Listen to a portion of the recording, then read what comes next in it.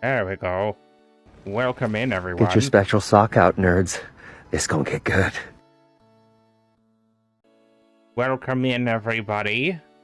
I am Sockman, your sock dictator. I demand tribute. But before we really get into anything... Missed me. Ha ha ha. You can't take out Sockman that easily. Now, before we begin... allow me to... I'm trying to be serious for a second, guys. What's the recommended amount of dedicated wham I should have to the server? I can't hear it for some reason. I'll throw Gibby on you. Sockman has got some serious Dedicated announcements to wham make. to a server. I got shit I gotta say. Calm down. Alright. Now, first of all, welcome back, everybody. I missed you all dearly. Also, thank you, Ami, for first. Second of all, we need to have a little chat about the future of this channel. And just how Sockman's been feeling a little bit, because it's definitely been a little weird lately. Especially, first of all, let me just say, you know, as of today, it's been about 2.5, or it's been 10.5 months actually since I've been laid off from my previous form of employment. I won't give specifics as to where I worked, but you know, fairly stressful environment. I don't miss the job necessarily, but I need to be making more money soonish if possible. I'm not saying that because I went to Vegas and I blew all my money on the slots, but you know, I was actually very frugal when I was in Vegas with my family. But as for the future of this channel, I am actually going to be changing a few things. We're going to be keeping the 3 streams a week as kind of the standard for a bit, just because I've kind of gotten burnt out from streaming on Twitch a little bit. It's definitely like, it's just because, like, you know, he's streaming for so long and it, like, you know, Twitch discovery is kind of, I'll be honest, it's complete fucking garbage. It is really hard to, like, get anywhere on Twitch. And you get a little tired. It's quite tiring. Didn't you say you were down 50 USD? Okay, well, okay, here's how Vegas worked for me, right? I brought $100 with me. A family member gave me $100 to gamble with. I ended up leaving Vegas with about $129, so technically, I made a $29 profit. I gambled with their money, not my money. And I left it at that. But I got so. Oh wait, we actually hit the 100% for the Saki Makura. Oh, you know what that means, chat.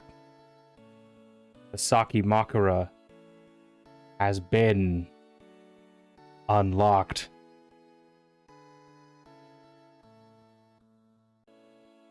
Actually, I don't know if you guys even heard that. Sure. Ah! You're killing me here. Stream Deck, there we go. Okay, the Saki Makura has been unlocked.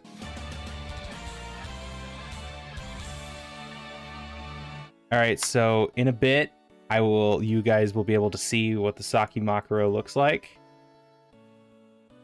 And I guess now I gotta get a Google form signed up. That'll be open for the next 2 weeks. You know, tell your family, tell your friends. They have to be following both Sockman here on Twitch, and you have to be a member of the Discord. Those are the only 2 rules. Also, you can only win 1 Saki Makura. Keep in mind, this is only the sleeve of the Saki Makura. So, of course, keep that in mind. You know, pillow not included, but then again, you can feel it's just a pillowcase, like a really long pillowcase. Here, allow me to find some stuff real quick. I need to actually find, where do I have it downloaded? I forget where. Is it under that? I want to say it's here. No. Where the fuck is it? God, this is what I get for putting everything in my downloads folder. Me who has a long shark pillow. Yeah, you could fill it with other socks if you wanted. I can't stop you. Once I mail it to you. Also, that's another thing. You have to be comfortable with sharing your mailing address. Sockman will not keep it for any reason. Basically, as soon as I put that thing in the mail, I will ask you to delete the DM in which you tell me what your address is. That's all. I don't need it anymore.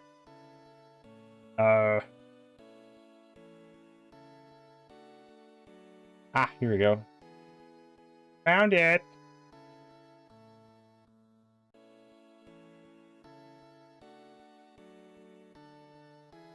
Wait, no, they gave me PSD files for this as well. Here, let's just open up. All right, so. Wow, that is massive. Why is it so big? Ah! Hold on, change the properties of this. Where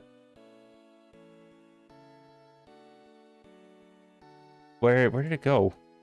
What the fuck? There it is. It is so massive. Why is it so big? Oh, it's so fucking massive. I didn't expect it to be this big. All right, hold on. Actually, I have something else that'll properly show off. I made like a proper thing.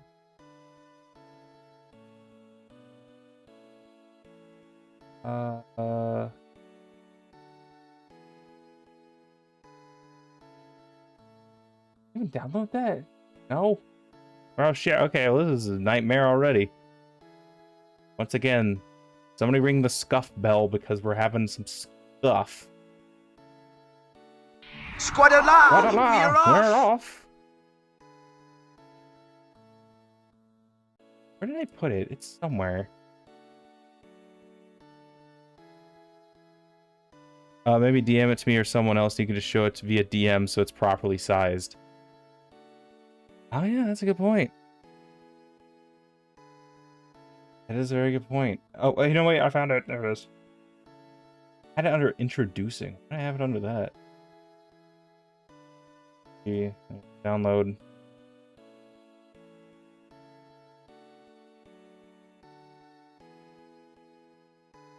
There we go. Also, if you're wondering where this music is coming from, this is actually from a game called Vegas Stakes on the SNES, in which it is a game about gambling in Vegas, which I feel like is you know, good enough for this. But look, the Saki Makara has been unlocked. So, I mean, you guys could probably imagine what's behind the oops, can't show that in a Christian manga. Wait, you don't hear the music? Really? Why not? What the fuck? Oh, it's because I changed it. That's why. Oh my... Oh, this is the fucking nightmare. Hold on.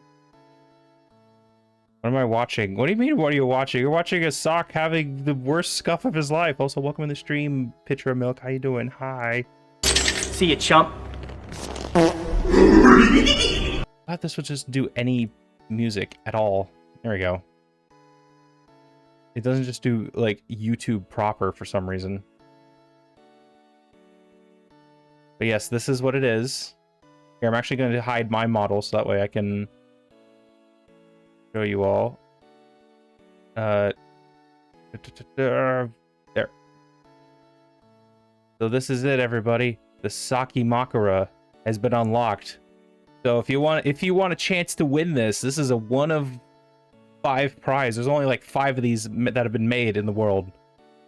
You have to join the Discord and you have to follow on stream. Not only that, it's going to be signed by Sockman. So, you know. Be sure to enter in. I'm going to get that form set up tonight, and we'll have it submitted into the Discord, and then I'll also have a link to it on stream for tomorrow. So yeah, so congratulations, everybody. Also, another one of these.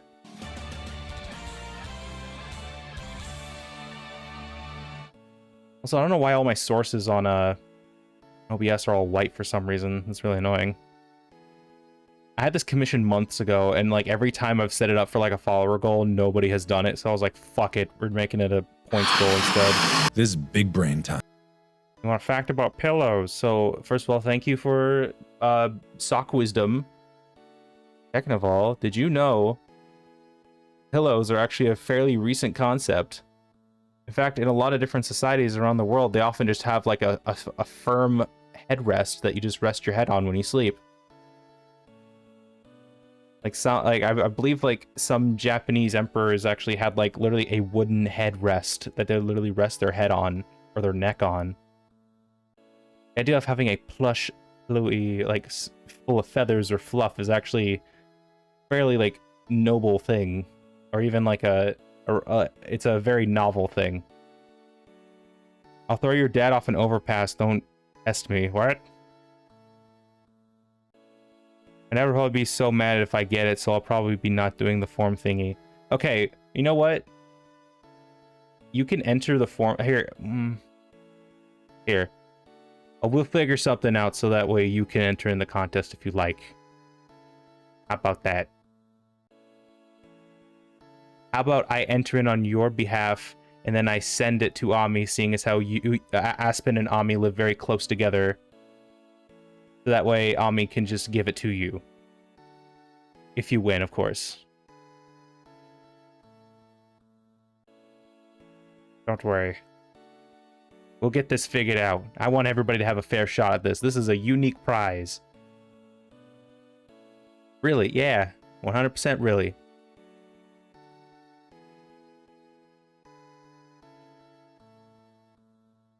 Yeah. Alright, so we got that going. So, what was I saying? I keep getting... I keep getting, like, off track. So, what was I saying? Right, so... Our format going forward, Monday, Tuesday, Thursday at 6 p.m. You know, same time as always, just one less day. Also, YouTube videos, I'm not going to be doing one a week anymore because I realize that's a lot of pressure and a lot of stress, especially if you're really new to editing like I am. And plus, it'll give me a little bit more footage to work with. So I could, like, compile all the best moments of, say, Ocarina of Time and put that into one big video. Like, that could work. Or even, you know, something like that. I don't know if I'll get it done by the end of this month, but I'm gonna try. Get out by at least the 30th or so. How many days are there in August? Or 30 or 31? I don't fucking know. I'll hopefully be getting a desktop soon so I can edit properly. Geek? That's awesome, actually. What a great idea. Then you contact me after this so we can discuss things like what the specs are going to be, because that's important. Anywho, what's the other thing is that I may look into streaming on joystick.tv. I hear that the discovery there is honestly way better than it is on Twitch, or I could at least like figure out some kind of multi-stream to do with that. So of course we got that going. Yeah, besides that, you know, it's just Sockman just getting kind of burnt out from streaming a little bit. And that's why I kind of took a bit of an abrupt break like last week. I was just like, you know what? We're done for a little bit. Also, it helped because we took a trip to Vegas with my family. So, now that we have that going, let's actually...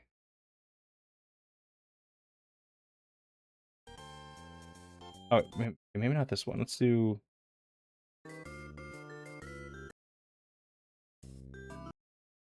Here, let me loop this. Make sure I got the source set on this one right.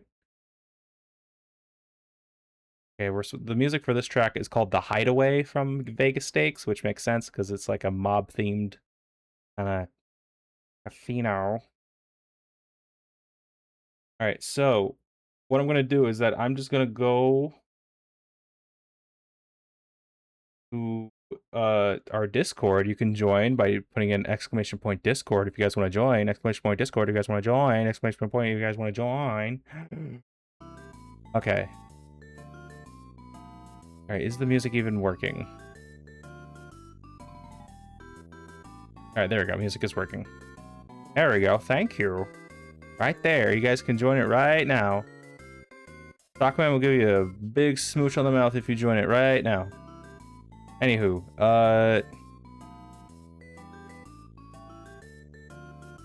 your properties. Go to IRL. Also, welcome into my Discord channel, Space's Basement. You guys can join it right now. Also, music is working. Fantastic. Perfect. So, this would have been last Thursday night. So, this was literally the first picture that my sister took of Vegas, actually, like right as we landed. I want to say that was Caesars. I don't know if like this part was like New York, right in the middle there. But it also didn't help that my sister's like phone is cracked, so she didn't get a good picture, and also the window was dirty. So everything looked kind of terrible, but we were both excited as soon as we like flew in.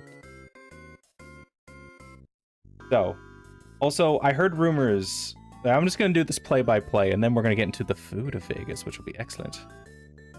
Did you get me food? I did email you a croissant. You should check your spam inbox just in case.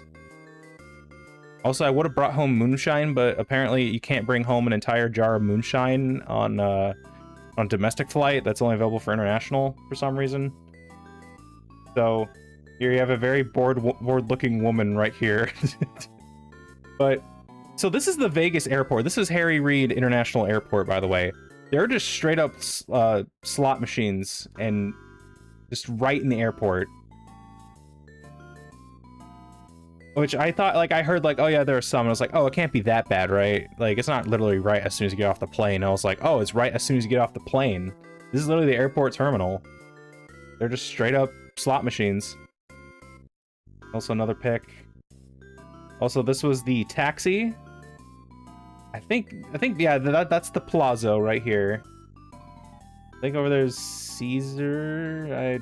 I don't know. Even now I don't know the layout of Vegas very well. Sockman, I sent art. You sent art? Where's this? Wow. Guys, I have a new Discord profile pic. This is amazing. I love it, actually. Sock is back. That's right. Sock is back. Here, I'm gonna set that up in a little bit. I want it before I lose my thought. I just want to show people all the pics of Vegas. So this is us driving to our hotel. We stayed at the Horseshoe, by the way. Horseshoe, from what people have been telling me, is like one of the better hotels to stay at. If you're going to stay in Vegas, it's a fairly good value. 5 bits. Wow. Thank you. Hopefully sound is working everywhere. Here's another picture of Palazzo. Palazzo is a very nice hotel, from what I know. I don't think we were ever there. We went inside Venetian, Caesars, Vanderpump, Horseshoe, of course, Paris. Paris and the Horseshoe are actually connected, which is interesting. Also, that's really bad if Gibby's going to throw himself off the Palazzo. That's a very long fall. Also, here's the Sphere, by the way, guys. Sphere is there. Look at that shit. It's so bright outside. Granted, like, there's a lot of light. Very blue. They also kept advertising Wizard of Oz a lot, because I guess I have a Wizard of Oz show at the Sphere. We didn't go see it, or I wanted to, but at the same time, we were only there for like 2 full days. We didn't get to do a lot. Also, I believe this was inside of Bellagio, or no, Venetian. This is in Venetian, I want to say. They just straight up just have like a stained glass like ceiling, like right here. So after that, you know, we started walking. So here's another weird thing about Vegas is that there are some there are tunnels that connect to each like casino, basically. And this one has like a painted sky, so it like looks kind of like liminal. But like it kind of looks like a Parisian town if you don't look at it. If you don't look at the air vent like right there. So this is under Paris, so it looks like a Parisian street.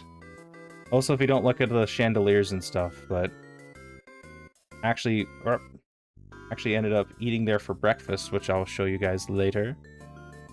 Also here, of course, here's the Paris. Also, don't look at that bottom part. There's a lot of topless review advertisements in Vegas. I definitely can't show that on stream. I'll tell you that. See, so this is the Paris hot air balloon that they have outside the strip, which is nice. Don't look at that. Here's Kaiser's Palace. A palace for Kaiser. You know, from New Vegas. Did Sockman go into one of them? Unfortunately, no. I really wanted to, though.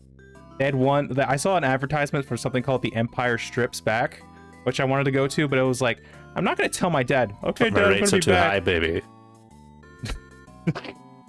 I wanted to go to one that was called Empire Strips Back, which was a Star Wars themed strip show, which seemed hilarious. And I was like, I'm not going to tell my dad, hey Dad, I'm going to be gone. And he was like, what are you going to do? And it's like, I'm going to go see a Star Wars strip show. And it's like, why? So of course, another picture of Caesar's Palace. I think I got more pictures of that. So, also this is Casino Royale. This is like one of the cheaper places if you want to be on the strip itself. And not the Fremont. Fremont's an entirely different area, but Fremont's kind of like the original Vegas Strip, I guess. See, Empire Strips Back, it's amazing. You went and didn't take me? The Casino Royale was it's kind of like the cheaper one. They're constantly advertising like $5 domestic beers and stuff. Also, you can, I guess it's really close to a Denny's. So you can go to Denny's and fucking throw up later.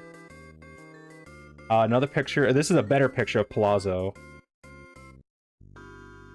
Looks very nice. Also, there's Treasure Island. Treasure Island is apparently another good value place to stay at. Also, they're advertising another Cirque du Soleil kind of place. Should I go to the strip back? No. Too young. Don't worry, Aspen. We'll take you to Vegas when you're of age. Don't worry. You'll hit the slots on the strip before long. What was it going? Oh yeah, this is the Venetian. The Venetian is actually really cool because, so, not only is there like this beautiful fountain right here of, you know, Roman people, there's also like a little like rivers on the inside of its mall area that you can literally take a gondola in, and there's people singing like, yes, like Italian singing. Also, this was inside the fucking Venetian as well, just like a giant fresco of just stuff. Massive. Also, thank you, Sheen, for a watch streak of 30. Wow. Like, I was honestly kind of impressed that they went to this much effort to literally have like the Sistine Chapel level of quality here almost. Of course, just taking a picture of just random stuff here. There's a gondola thing like right in the middle of this part.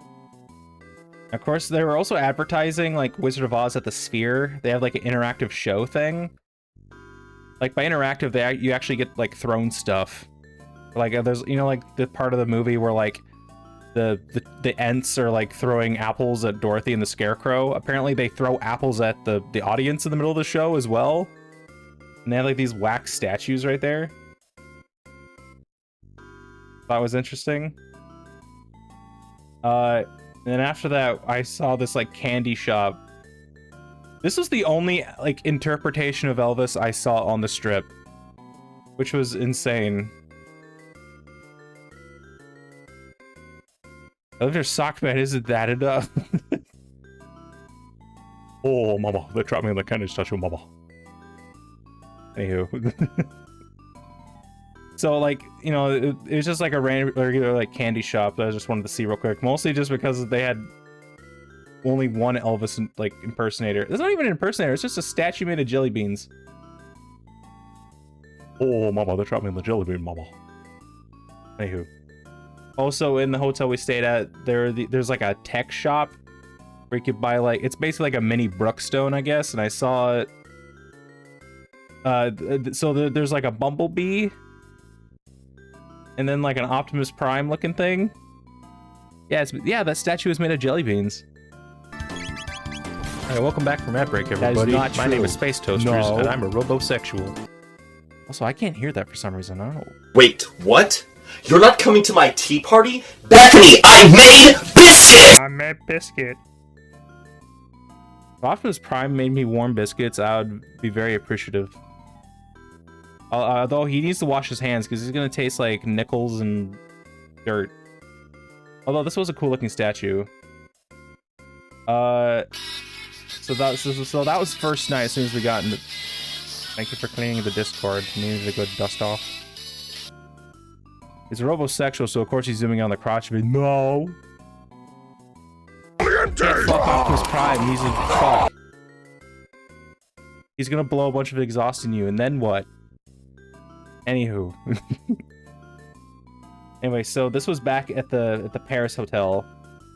So I was just walking, like, I kind of got up before, like, my other family members did, so I was just walking around, just like, you know, I'm gonna go grab a croissant, and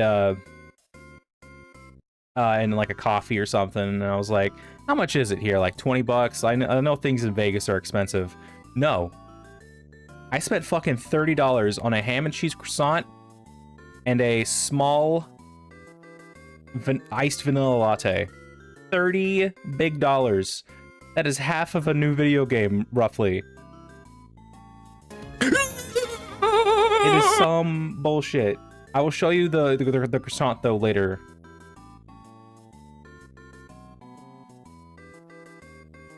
Oh yeah, we were actually in the middle of an ad break. You know what? That's honestly a good time for us to take a little break, and I'll continue once ad break is over. Oh, so I am drinking an American sparkling water. It is the red, white, and blue popsicle flavor.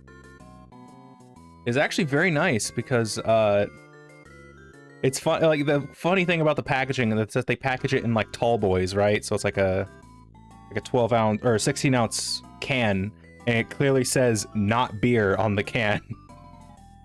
It's actually very nice. Also, Advanced GG, use my code Sockman. Or use my code Space Toasters to get a percentage off on Advanced GG. Try the margarita lime flavor. It's actually really good. It's like a margarita without the tequila. Imagine if it was beer though. It made beer taste like popsicles. I don't know if I'd want that. Oh yeah, speaking of beer, I had a ton of beer here in Vegas. It was awesome. Was kind of disappointed though for one of the beers though, because I found out they used AI in their advertising. I was like, no, man, it was such a good beer. I don't want margarita if it's virgin. Don't worry, the margarita's experienced. They know their way around people. They know how to please a partner. But I will say the margarita lime flavor of Advanced GG is very good. It's like kind of like a salty limeade, kind of. Makes you, it fills you up with electrolytes and such. But anyway, I will wait for advertising to be over. Should be almost over by now. The ad break is finishing now, you say? Ah, ad break is over. Welcome back, everybody. I am Sockman, and I'm going to continue my tale of Vegas. So, you know, after breakfast, after everybody's up and gotten around, we decided to go check out Bellagio. Because Bellagio has like this kind of conservatory thing / like indoor garden area. That's right. If you need a boost to clean energy without the crash, use my code Space Toasters _ to get 10% off. Also use my affiliate link, please. Sockman needs money. Anyway, so like there's a bunch of these like little lounge areas as well. You just kind of hang out, have drinks and stuff. But this was early in the morning, so of course nobody was there. But this is like the actual conservatory area, which is actually pretty beautiful. It was very warm because, you know, it was, you know, full of glass and the sun was beating down. Weirdly enough, Vegas is actually colder than where I live currently. It was actually like cooler that week, which was surprising. Like we were like, it was only like 80 degrees out in the sunlight versus like 110 where I'm living. Third. Alright, so you also got more bird. You got like a crusty looking flamingo. You got Jerf. Got a bunch of people. You got somebody taking a picture of Sockman without his permission right there in the middle. That's a really big flamingo. Also, elephant. The elephant of not a lot of importance. Also, more trees. It was honestly kind of beautiful, and there was like running water and stuff too. The air felt very fresh here instead of, you know, full of cigarette smoke. Which, if you ever go to Vegas, be prepared to get headaches because there is cigarette smoke everywhere, and it's like baked into fucking everything. Sockman IRL? No. You guys aren't gonna get a picture of Sockman IRL yet. I'm too conscious of my body. Also, for some reason, they were selling Christmas stuff already in like one of the gift shops at Bellagio, which I thought was weird. You know, bunch of birds. Yeah, they wouldn't let me into the strip unless if I like did like a Teenage Mutant Ninja Turtles movie disguise where I had to like put on a fedora and a trench coat, except I had stilts on. Thankfully, nobody questioned me. Also, I saw this and I thought it was really pretty. Like an amethyst, like little bonsai tree kind of thing. Oh yes, and also within Bellagio, they had the world's largest chocolate fountain. Just like right there. It literally trickles in from the fucking ceiling, and then goes down, and then flows back up, I guess. Also, that sign, like, right here is, like, the Guinness World Record, like, plaque that they're given. It's like, this is the world's largest chocolate fountain. Keep in mind, Guinness World Records is not, like, a legitimate, like, record authority. Basically, you pay them for stuff, and then they'll be like, okay, I guess this is the world's largest whatever. Also, they had this statue outside Bellagio, which was strange. It's Shrine of the Four-Faced Brahma. And they had, like, constant signs around there saying, this place is being surveilled, so don't try anything. In case if people wanted to fuck up the statue for some reason. Honestly, this felt kind of out of place, but, you know, it was still really cool to look at. Did Sockman drink the chocolate? No, they had to hold me back. And then that's when I got kicked out of the Bellagio. I'm sorry to say. But god damn it if I didn't try. So that was Bellagio. Oh wow, I didn't realize how loud this video is. So this was a video of, I took a video of the sphere, and one thing I kind of noticed is like, you can see like you see how there's like a sphere that's like sunken into the earth a little bit, and then you see the outside of it, so it gives it a better impression of it being a sphere on the outside. So it's kind of like you take the shell of like a walnut and put that on top, and then the inside of the walnut's like smaller. Scaffolding inside of it too. Clever. Also, more advertising for Wizard of Oz. Also, look, the Lucky 38. It's real. Also, Jeremy Ford cooks with intention. Stubborn Sneed. Oh yeah, and there's Circus right there. I didn't go there. Circus is like it doesn't have a great reputation nowadays, but I kind of wanted to see it. I never got the opportunity to. But look, you didn't go to a circus? No, I wasn't able to go to Circus, or even Excelsior. But this is what's called the Strat, which is the inspiration behind the Lucky 38 casino in Fallout New Vegas. Also, one thing Sockman has always wanted to do when he goes to Vegas is I wanted to do my Fallout New Vegas pilgrimage, where I've always envisioned it as like I go to Good Springs in Nevada, I have a drink at the Pioneer Saloon, I drive down to Prim, and then I go to Nipton. Prim is important because it has the Bison's, or it's called Bison Steve in the game, but it's actually the Buffalo Bill Hotel and Casino, where it has like a giant, has like the roller coaster. There's a giant sign of like a buffalo. And then you go to Nipton because that's like a Old West town, like ghost town basically. And then I wanted to go to Hoover Dam. Hoover Dam would be cool, you know, to see it because it's Fallout New Vegas reference. And then I drive up to Fremont, and which I actually did go to Fremont. I'll actually get into a little bit, and then I'll finish it off in Vegas. So look, the Lucky 38 is real, chat. Look at that. Also, let me actually pause that. Do I actually have a audio source for?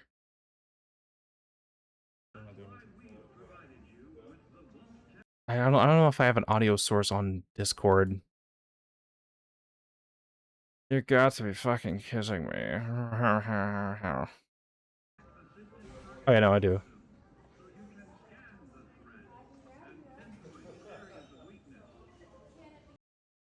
So this was so they had like we went to the Atomic Museum after all this, right? They had like a bunch of Fallout memorabilia there, which I will get to in a little bit. They also had a sign, or like a boy statue. Kablow, kaboom. Rest in peace, my granny, she got hit by a bazooka. Yeah, I think about it every time I hit the hookah. Kaboom, kablow, kaboom. Oh my god. You know, I was nerding out there for a second. I was about to be like, did you know Radiation King is a reference to The Simpsons? But you guys aren't going to get that. You guys don't get free sock wisdom. We lost the opportunity.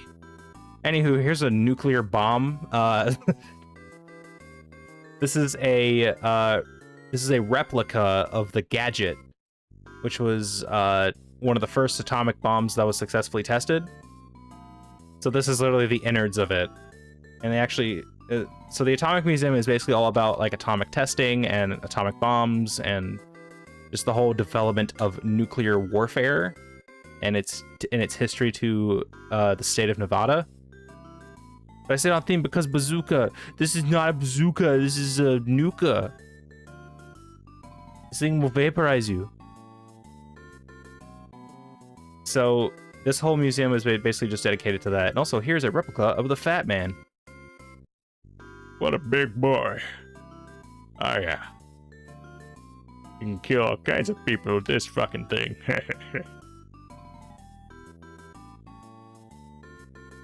They also had roof tiles that were connected actually from Hiroshima, which is kind of crazy to think that they actually had that. They actually had a lot of stuff from like either Japanese survivors or like relics from Hiroshima after the blast. Or at least that they claim were from that. Oh, look at this. This is a piece of trinitite, also known as Adamsite or Alamogordo glass, is the glassy residue left on the desert floor after the plutonium-based Trinity nuclear bomb test in July 16, 1945. Mildly radioactive, but is safe to handle. That's right, this was radioactive. Notice how the silicate has been fused by the terrible heat of the atomic blast.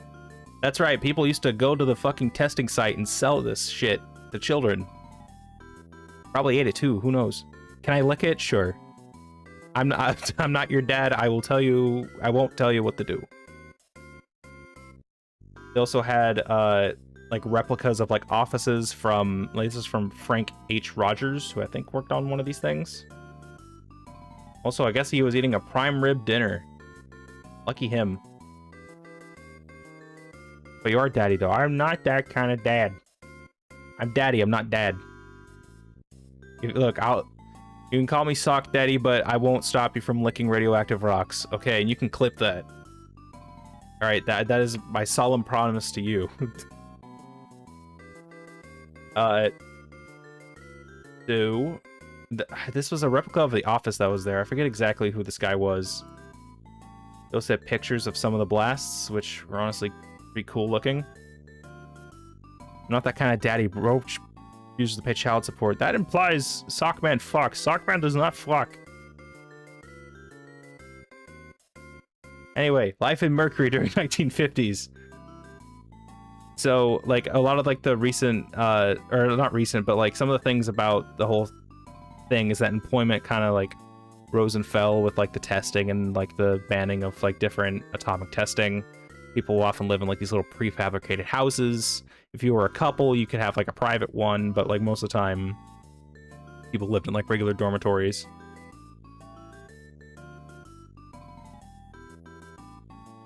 Where's my child support? So initially, like, a lot of the atomic testing was done in Nevada because it was believed that, you know, Nevada's a fucking desert. Who cares if a couple of lizards are going to get nuked or something? What they did not consider was a lot of the Native American heritage sites that they fucking glassed over. That's a fun fact for you. Not very fun, it's just a fact. Very solemn fact. These people did not care about Native American, like, heritage or culture sites at all. Sockman, you know, cheating child support. You won't let me see the fucking kid. Where's Dirt Bike? Where's my child? My son's name is Dirt Bike. But Sheen decided to name him Steve. You know, against my wishes. Also, at the Atomic Museum, they did show off a bunch of, like, atomic or nuclear themed, like, toys and stuff that were there. What's cool is, like, the cool thing is with the Fallout partnership, they actually showed off some of, like, props from Fallout or even the Fallout TV show. So, like, here's the cool thing about the Kix atomic ring, right? This was actually mildly radioactive back in the day, right here. Today, they're actually completely inert. So they aren't radioactive at all, but back then, they actually were mildly radioactive. And that they potentially could cause harm, I believe. You also got, like, atomic blasters, you have atomic fireball, you had this, like, coin bank that you could, like, shoot stuff into. I don't know how that would work. Of course, you had, like, Superboy, the atomic Superboy kind of stuff. You know, like, this was, like, the atomic age, where, like, everything was, like, atomic or nuclear.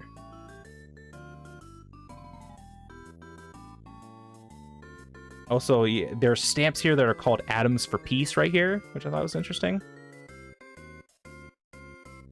Well, these things are actually kind of neat.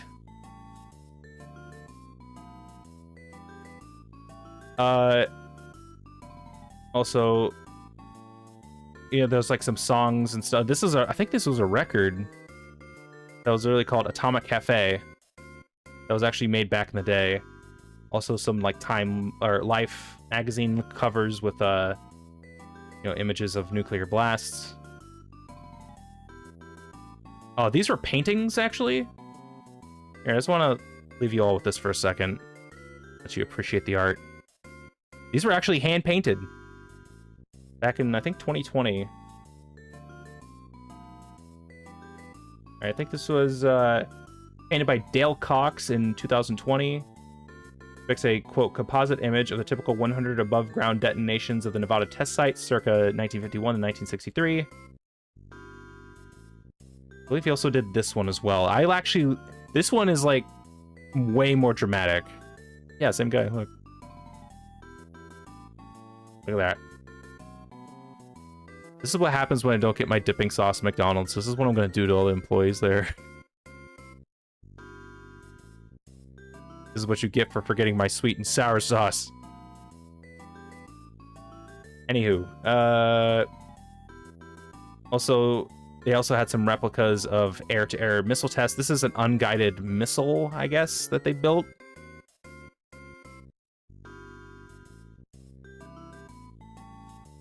POV when Sockman doesn't get his Chezbon sauce.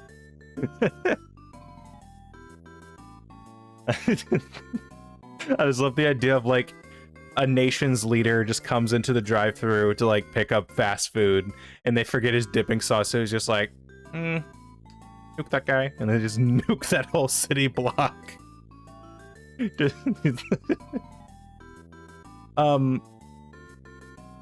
Also, this is 1952 was actually the first year where we had our first thermonuclear explosion. Yeah, this is actually done at the, I think that this is around the Bikini Atoll. Yeah, it's Inouye Waitok Atoll. Yeah, so this thing was actually pretty notable because it kind of fucked up the whole Bikini Atolls for a while. Also, this is a survey meter. Look at that. Wow. Also, look. There's a hand. Someone's probably shoved that up their butt. Who knows? They also got civil defense tape in an event of a nuclear disaster. You get civilian dog tags. You get some film containers. I know you tried. Well, they had that thing glued down pretty hard, so I wasn't able to. Also, they started going into, like, how nuclear tests were done underground. Because, like, you probably heard, like, nuclear testing went underground after a while just due to, like, environmental concerns and also, like, politically, like, politicians were, like, signing different agreements saying, we won't test nukes above ground anymore. It actually went into, like, the details of, like, how that actually happened was actually really interesting. So this is one of the things they actually did. They had these, like, really cool, like, payment vessel things.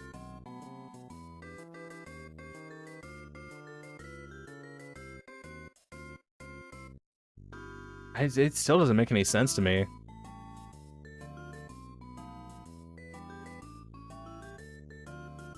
Basically, like, they only test it for like a fraction of a second. It's not like a full explosion or something. I don't know.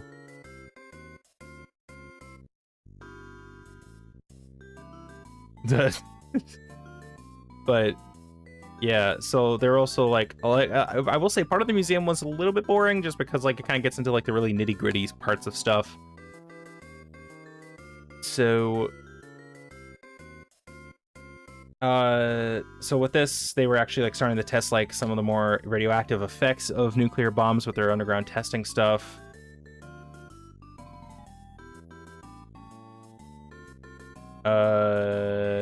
Also, we got some helmets and stuff from people who like worked on these tunnels before. So this one was covering a bunch of different stickers and stuff.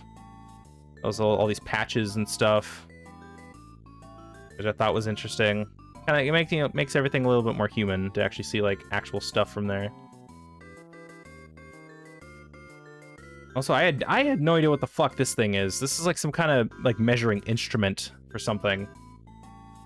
You were looking at the instrumentation package that was recovered from the Fuso bunker. Ah!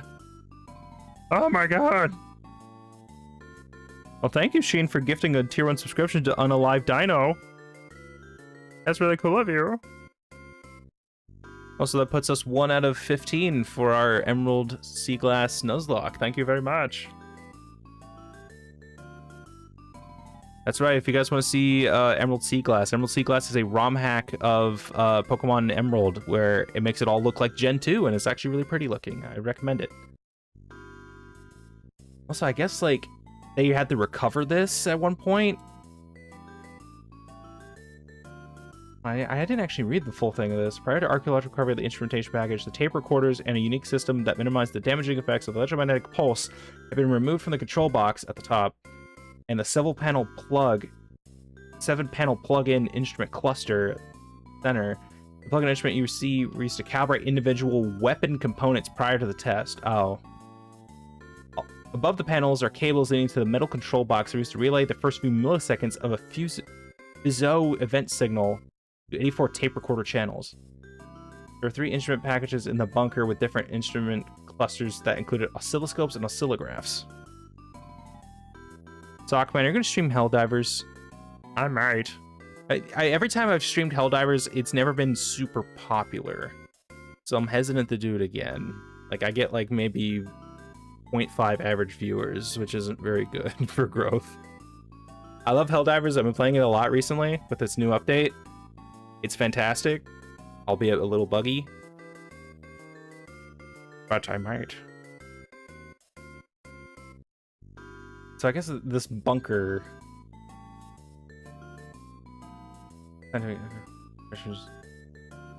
which exploded 500 feet above the bunker. Okay, so this is just meant to measure different stuff. It's like just a controller for various instruments. Okay. And this is it. Cheers! All for glory. You know, I can't hear that, but I also can hear it at the same time.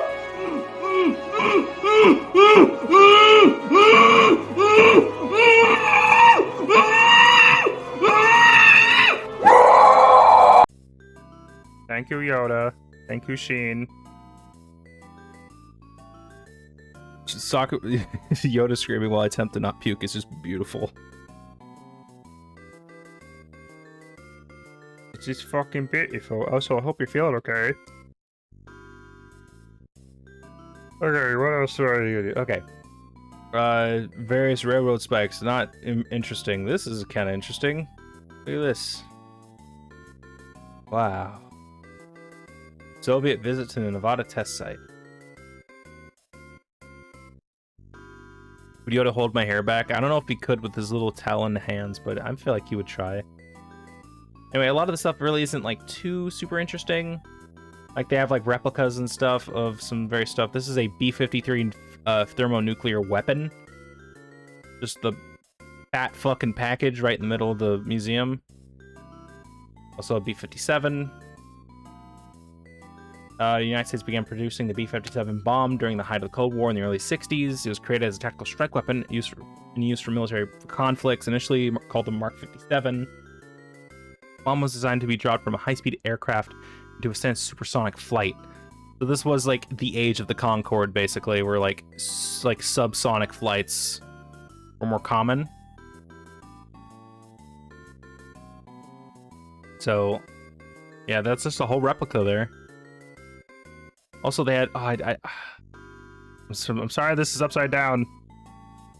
Or it's to the side, but this is a Fiesta-ware salt shaker. So, like, back in the 1930s, they created Fiesta-ware, which were... I think they were coated with, like, uranium paint or something.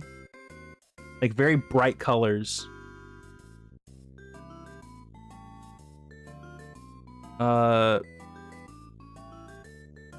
Fiesta-ware came in 5 colors and introduced in 1936. Red, blue, green, ivory, and yellow. Apparently, red was the first color to introduce the company selected when designing the product, and blue is the second.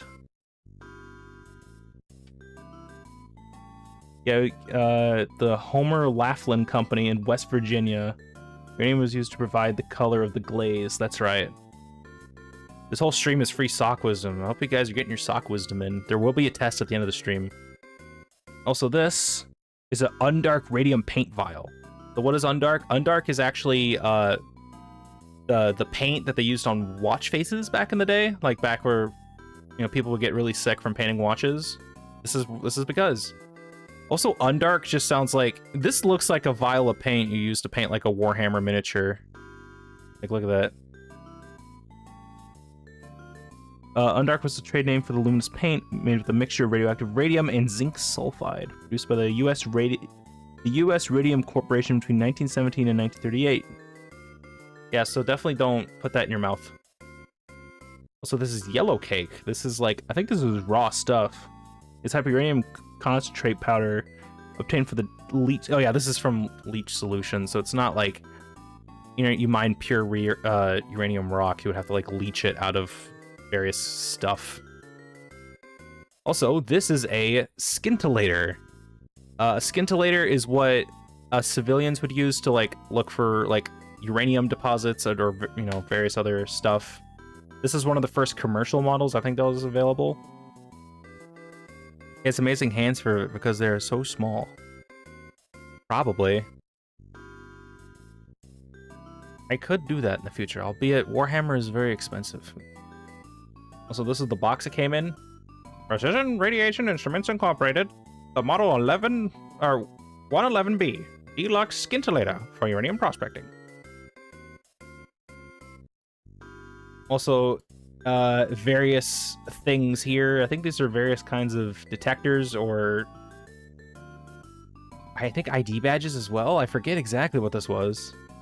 Also, there's a Pip-Boy right there. I'll get into all of the Fallout stuff of the stuff pretty soon. So of course, more scintillators, Geiger counters, and radiation sensors. They also went into like how stuff is disposed, like right here. Did you know there's actually a term for when nuclear materials actually go missing? It's actually called MUF. It's called Materials Unaccounted For. It's an acronym. They reference it in Metal Gear Solid.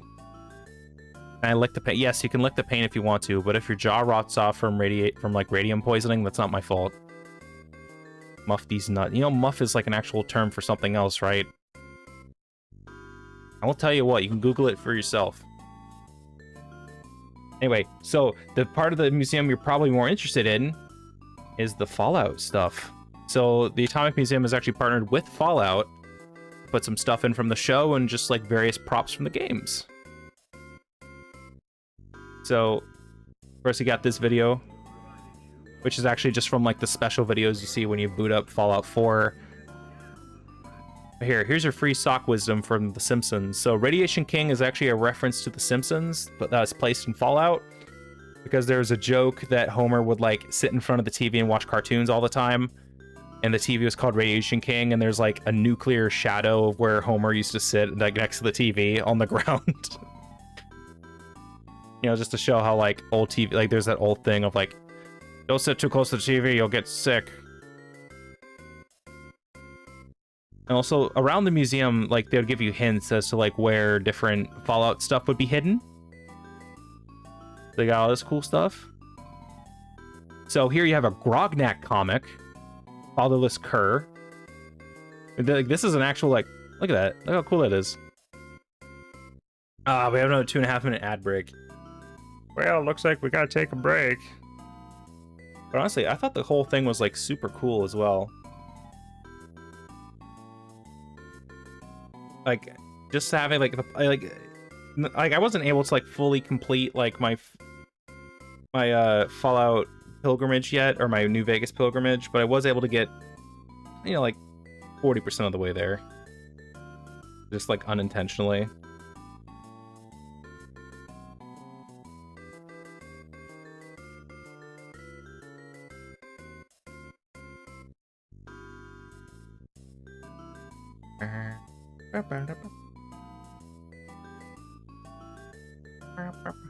Anyway, how's chat doing? Oh, chat is doing quite well. I am sick. Why are you sick? Go eat some crackers. Get some ginger ale. Oh, speaking of ginger ale, I will actually get into that pretty soon. There's actually something called Ginger Jake, which is actually what people used to drink during Prohibition. It's very, very gingery. It is ginger and limes, basically. It was marketed as a tonic, or it was even called Jamaican ginger, or Jamaican Jake. The government kind of caught on that really quick and was like, okay, you need to make it like, you need to bring down the alcohol content and also add some bittering agents to it, so that way it doesn't, people don't want to drink it as like recreationally. Kind of crazy.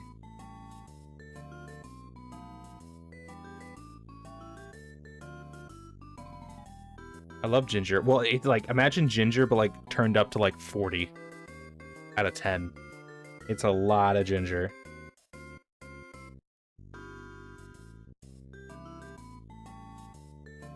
Honestly, kind of, it's like I tried some, like there's Ginger Jake flavored moonshine we tried at the Mob Museum, and more on that in a bit. And it was like very gingery. I'm sick. I do not know with what. You didn't share. Well, it was only like a shot. But it was barely a shot. It was like 0.25 of an ounce. Like a quarter ounce. When is it over? Okay, ad break is over. Welcome back, everybody. Look, Grognak, the Barbarian. Also, I kept trying to tell my family all the Fallout facts, and they just kept waving their hand, just like, whatever. I was like, anywho. Look at this. This is actually the purified drinking water from Fallout 4. You can tell because it says Boston, Massachusetts. Isn't that cool? I feel so portrayed in chat today. Look, I wanted to bring home, like, the moonshine, but they wouldn't let me, because you can't bring home that much moonshine in on a domestic flight. Also, look, they had a Vault Boy bobblehead on top of a rock here. Yeah, he's just up there. They also had a new California Republic flag right in the corner here, which is kind of cool. Also a model Pip-Boy from Fallout 76. You can actually buy this. This is a real product that exists that you can put together yourself. It's like its own model kit. So basically, for those who haven't played Fallout, the Pip-Boy is kind of like a army field radio you strap to your wrist. That's also like a computer. Like, not only do you like access your inventory, you can also look at maps. You can listen to the radio. You can look at your quests and stuff. How much is it? Look up Pip-Boy model kit, and it will tell you. It's at least $300 or so. It's pretty pricey. Also, this wasn't actually part of Fallout. I don't know why this is here. This is part of the Native American stuff I was talking about earlier. Just various Native American bits of stuff. Yeah, I guess like part of the people, like some Native American tribes used to live around the Nevada test sites. And like the people who are still there were forcibly removed, which is not great. But anywho, look, Fallout, wow. TVs, blast radius, Nuka-Cola. Look, I didn't even notice this. Look, it says Gary in the corner right there. Which tribe? It's the... I think it's Ilotes and the Shoshones and the Shoshuns. Apologies if I am butchering your beautiful language. I am not Native American myself. I am a Sock.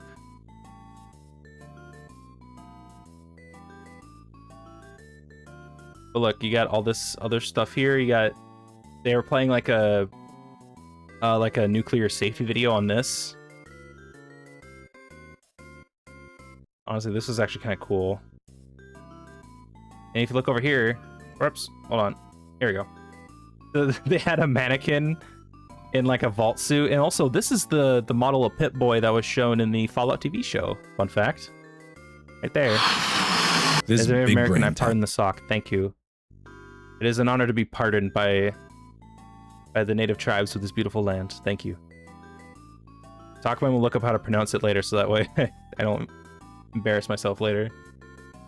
Also, look, Slocum's Joe. And also sugar bombs. Look at that. That's actually a really cool like coffee mug. I need to get that. Sir, oh yes, the wisdom. Thank you. You want wisdom about candy.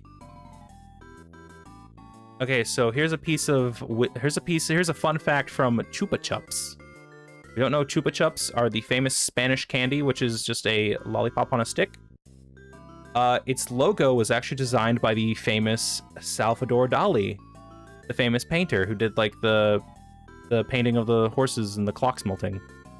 Apparently because the owner of the business just happened to be friends with Salvador Dali, and he was like, I need a new logo for my business. And he was like, here, give me a second. And he like took a piece of paper and then just started doodling in the cafe they were in. And then he told him, put the logo on the top of the wrapper, so that way when you put it on the little turnstile, people will know it's a Chupa Chup. It's like easier to see. So there you go, there's your piece of wisdom. The logo for Chupa Chups was designed by Salvador Dali, and it's pretty much stayed that way since. Also here we got like little bears, you got some bobbleheads. Up there you see like an old-fashioned camera, Radiation King branded radio, which is cool. Poster. I need to get that. I think you can actually buy a lot of this stuff off the like Bethesda's merch store, or even just on eBay now. Also in the corner there, if you can see, there's Marty Robbins' Gunfighter Ballads right there. You know, Big Iron. I want the yellow bear. I do too. That is really cute. It's so freaking cute. And also behind here, you got more posters. You got a vault suit for Vault 33. But you don't know, Vault 33 was featured in the Fallout TV show. I want them both. They shouldn't be separated. I agree. Oh yeah, also there's a Vault Boy mask right there, like a Halloween mask. Also, you got the ink spots right there. You got a bunch of nuclear-themed like war games down there. Got a map of Nevada. I Am Legend. Did that take place in Nevada? Don't know. Also on the side of the wall, they had this So in Fallout New Vegas, instead of collecting bobbleheads, you collect snow globes, and then you give them to Mr. House, and he'll give you like 2,000 caps for each one. And you can, this is one of the ones you can pick up, and they made like a replica that you can actually like see right here. I thought that was so cool. It's like a neat little callback to that. Also, my family took a picture next to this. We didn't find the actual New Vegas sign, but we found the New Vegas sign, and we said that's good enough, which is awesome. New Vegas. Fabulous New Vegas. Come on down to Gamora and get your rocks off. But make sure to have dinner at the Ultralux. You'll get the early bird special.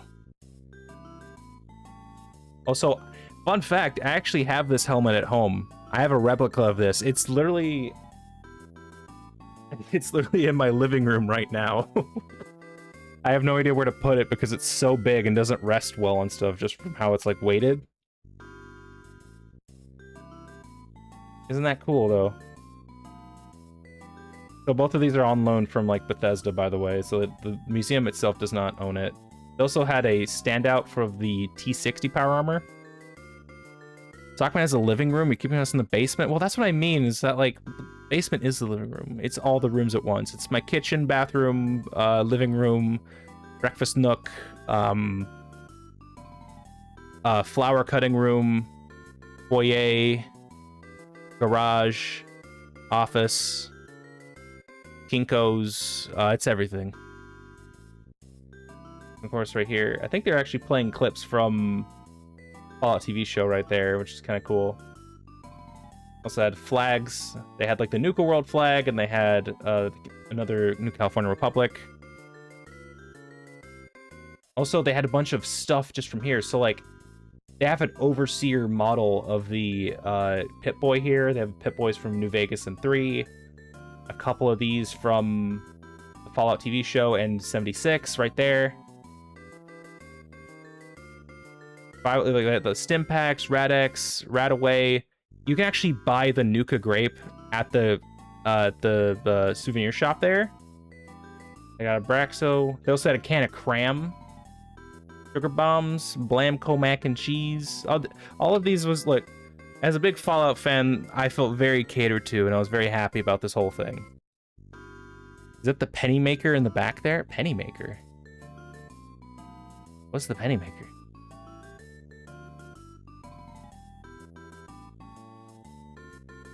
No, an other pick. The other pick, you say? In this one? This one. In this one? We got a lot of them. Also, they had a statue of a, also, they also had Robert House just, like, talking on a TV in the back, which was awesome. As well as the Fallout New Vegas sign there. But they also had a proper Deathclaw. Before the souvenir stuff. Oh, the souvenir stuff. You mean like up here? You mean... what the fuck? Or what do you mean, what is a penny maker? I don't know what a penny maker is. In this?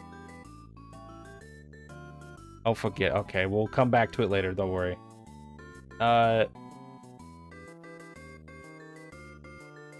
Look at this. Look at this. They made Blamco mac and cheese. Penny press. Oh, the penny press. Oh, yes. They actually did have a penny press. Actually, hold on. I can actually show you that real quick. This is what I got from the penny press. So I got a power armor helmet, a T-51 helmet, and then 3 Bolt Boys hanging out. So if that's what you meant, then yes. Okay, this is stuff from the Mob Museum. We're not there yet. Also, this was some of the stuff they were selling at the gift shop. I really wanted to get all this, but that's a part of, like, a different thing. Like, you had to pay, like, $200 for the whole thing. Also, they had a Mr. Handy, which I really wanted to get. But, of course, I couldn't. With the ties? Wait, ties? Wait. Here. I think they were socks, actually. Hold on. Yeah, back there. Oh no, here we go, at the side here. Yeah, I would be really snazzy with those. Those look really nice. I agree with you there. Also more stuff that just like various like science museum, just kind of toys and such.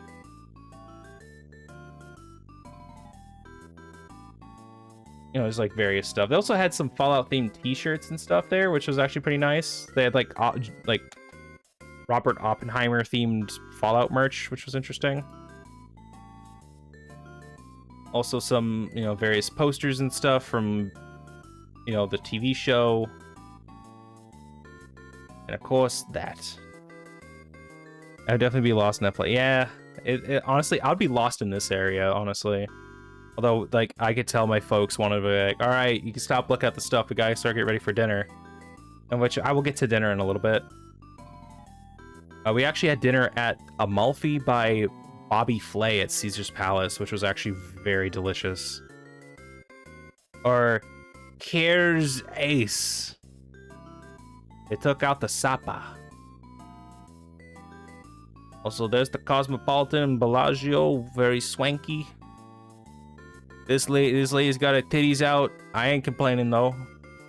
The night is a swanky place they got there, Caesars. Anyway, this is the picture of inside of Amalfi, which is delicious. Of course. Also, just looking inside of Caesar's Palace, just looking at all the stuff. The one thing I kind of like, I didn't want to see, but like, or the one thing I wanted to see was, I wanted to see the mechanical slot machines again. Like the ones where you just put in a quarter and then you get quarters back. Everything here, you have to like print tickets and like give them to a person. You know, it's easier for them to like change the odds of stuff. It's kind of bullshit. We actually went to a speakeasy after dinner, and this is what the speakeasy looked like. I'm actually really proud of this picture, just from like, I managed to get this thing down perfectly.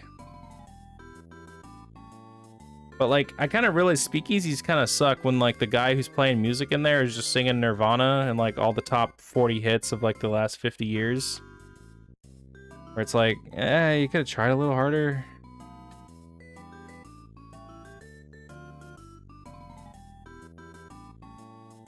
Anywho,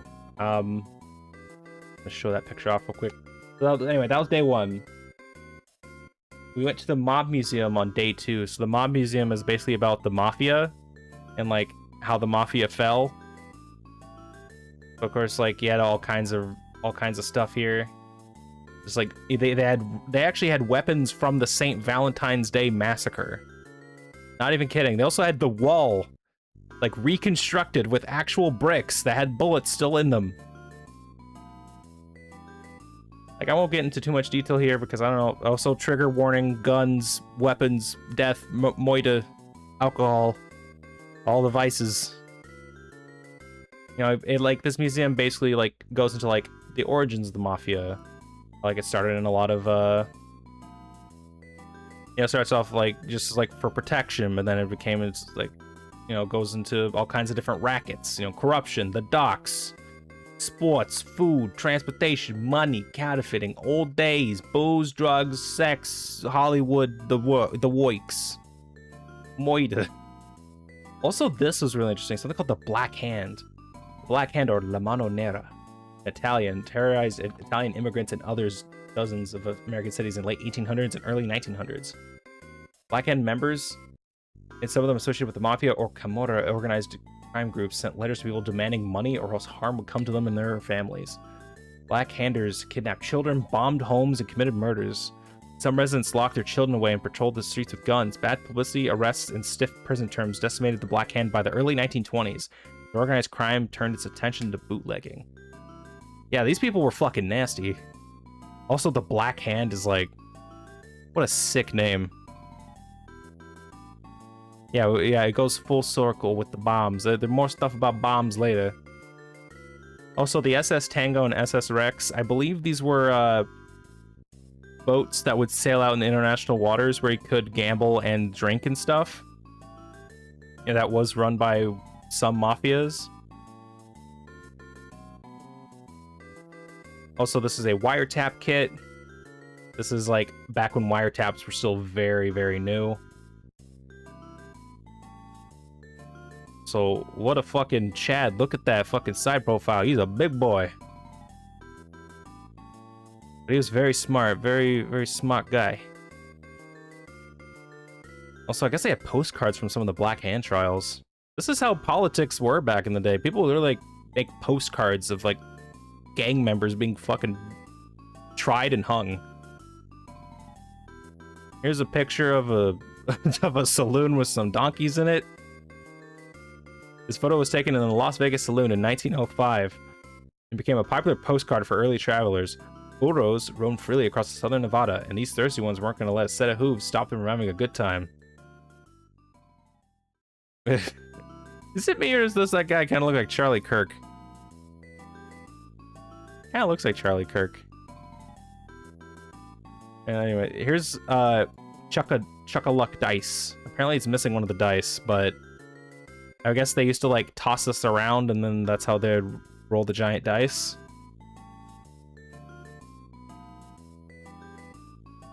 Shh, don't think about it. Okay, I won't think about it. Whatever you say. Here's Roxy Clippinger's first revolver. Through most of its history, Nevada's legislature stayed out of regulating prostitution. Thus, red light districts were common in several state cities and downtowns. It wasn't until like the 50s or so when I think the like they started outlawing it because they didn't want it near like you know, military bases and such. Brothels are illegal in Nevada counties with populations of more than 700,000, which includes Clark County and Washoe County, which is Reno. Yeah, so that's like just a little revolver they just kept in like a little purse thing. Remember, folks, she's not a whore. If she's paid, then she's an actress. That's right. Also, here's some souvenirs from the Hoover Dam. That's a knife with the Hoover Dam on the logo. I think that's one of the wires, like cut right there. Isn't that neat? Various other things. You got ID tags and script. You have the most TF2 looking wrench right here.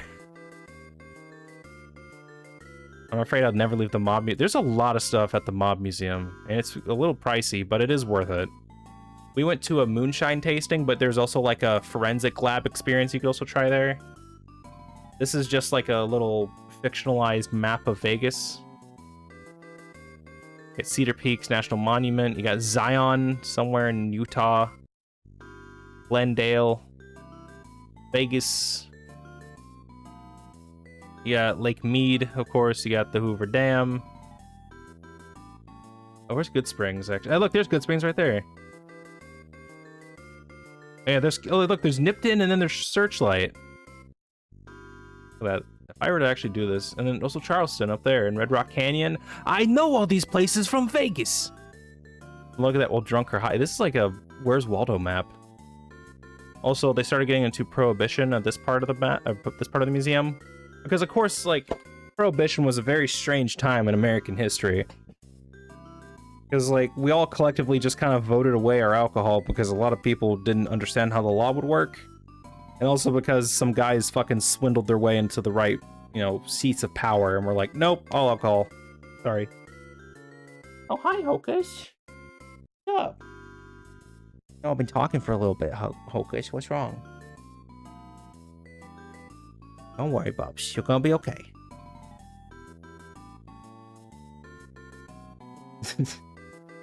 Anyway, so these are little songbooks and sheet music, like, packets from, like, different Prohibition-themed songs. Like, where do they go when they row, row, row 3 miles from the shoal? So this is in reference to rum runners. So what rum runners used to do is that... Ow. Okay, stop it. So you would have to sail out 3 miles, which was then changed to 12, to legally buy booze, because it technically was in international waters where the boats were kind of like stationed. So, you know, you'd buy your booze and then you roll back to shore, therefore making it legal to bring it in with you.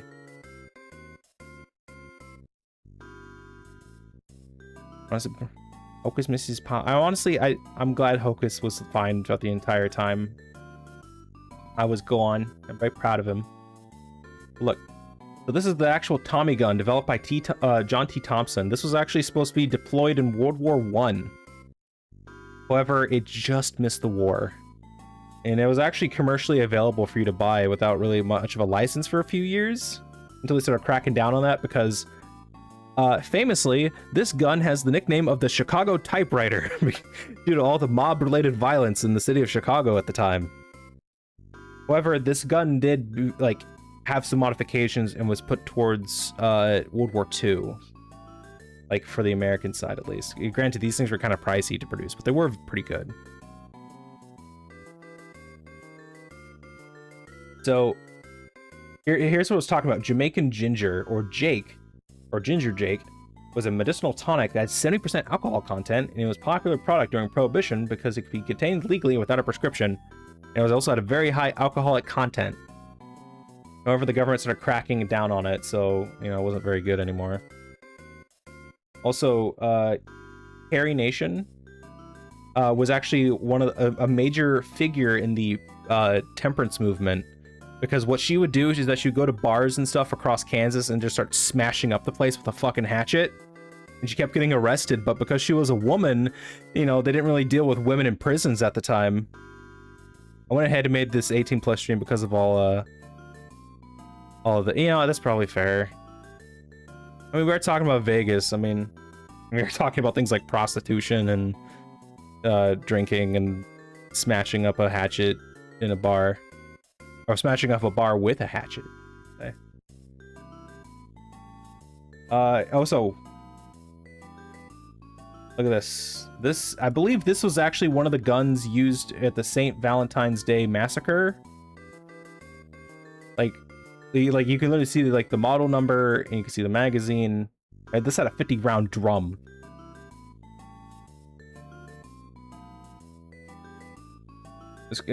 This was honestly kind of insane. Okay, next group of pictures. Yeah, this is one of the two used in the St. Valentine's Day massacre. So, if you guys don't remember what that is, basically some a bunch of gang members were brutally slaughtered by another gang, like literally pinned up against the wall and made to turn around and fucking full of bullets. It's honestly kind of crazy. Yeah, and it was actually because of this they're actually able to figure out what kind, due to new advances in technology at the time, they're actually able to figure out which guns were used, how they were fired, various other things, just due to advances in forensic technology at the time.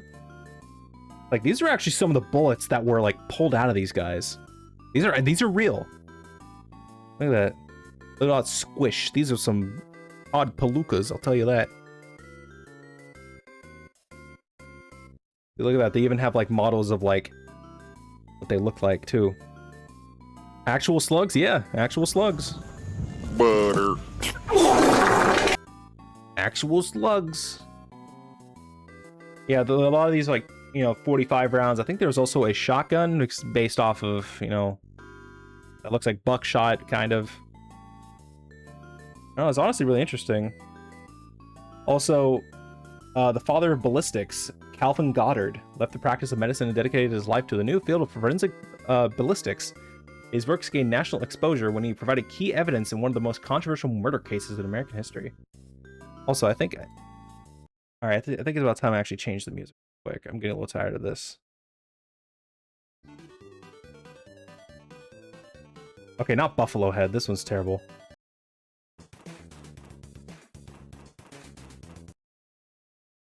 Here, let's go back to Golden Palace. Yeah, let's go back to Golden Palace. That's a better place. Yeah, see? There we go. Basically, Golden Palace is supposed to be the golden nugget in the game. Anyway. So here's a funny thing. In order to test out some various things, they took a picture of him firing a revolver into a trash can. I thought this was a very funny picture. So Goddard also like regularly corresponded with J. Edgar Hoover, he was director of the FBI for like 50 years, by the way. And basically he helped set up some like secret laboratories or that one was saying. They basically like helped train a bunch of people in like forensic training. Also, here's a better picture of it. Just firing a revolver into a trash can. Just to get like a better idea of how stuff worked. These are test bullets too. Look at this.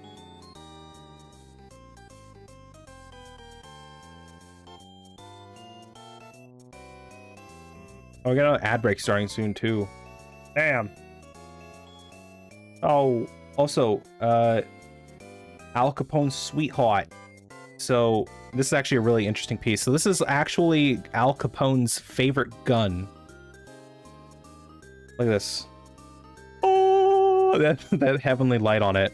I believe it was his son or like a different collector who actually... Hold on, let me actually read the plaque. He is believed to have acquired the gun in the 1920s, but remained in the Capone family till it was sold at auction in 2021. Yeah, that's right, he was a son. Sonny Capone. He used the gun in shooting competitions in the 50s. He modified the gun, including the target sights, trigger, and staghorn grips.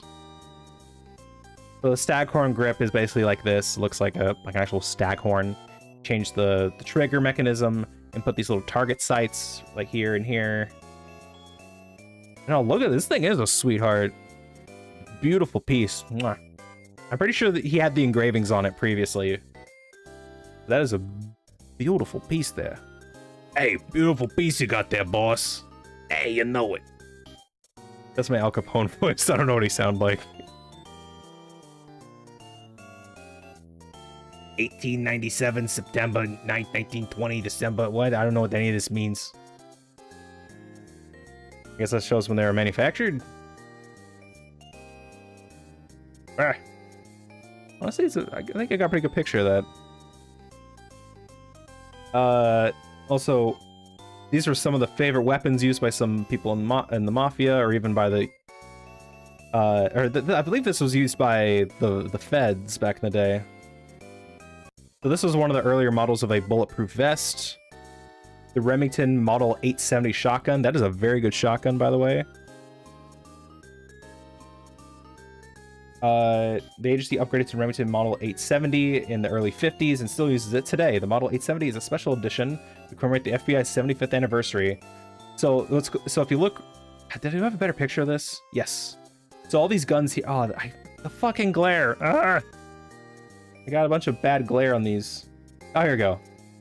So a lot of these have these little like logos like right here to show that like this is the 75th anniversary of the founding of the Federal Bureau of Investigations. We aim up with Sockman with a gun. You have the power. You are the artist. You could draw that right now.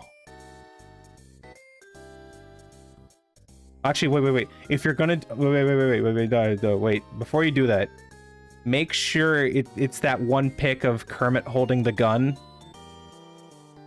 Where he's holding the rifle. Like trace it off of that. Also, welcome back from ad break. Hold on, let me get a picture of it. Is it the gun made out of socks? No. It wouldn't be a gun, that'd just be a bunch of socks that look like a gun.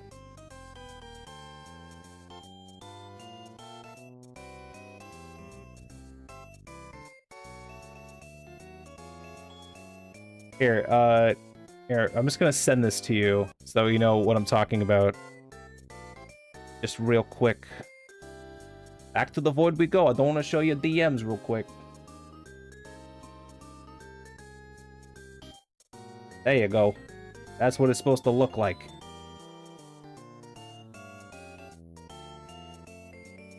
Perfect. Welcome back, everybody. So, and with that, they also started talking about the Charles Lindbergh baby situation.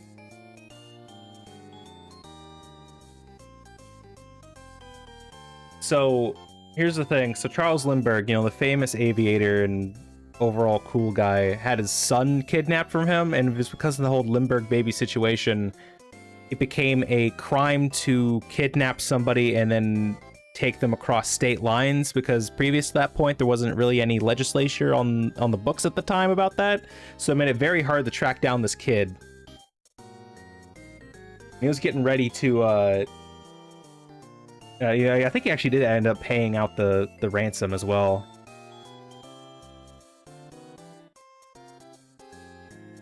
I think it was Al Capone or somebody who was like, forget what it was. And like he said like, oh yeah, if you let me out, I can help find this guy. And they're like, no, do not let him out of jail.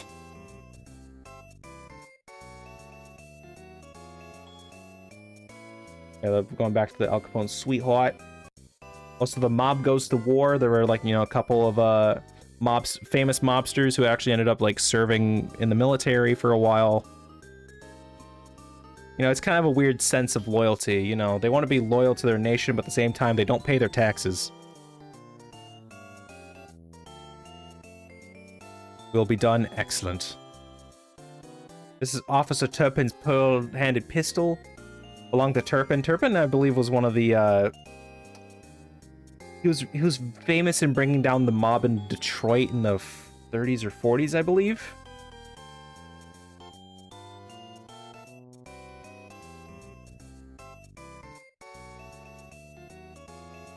Yeah, so all these were cool. Like, that is a cool looking, like, pistol grip right there. It's pearlescent.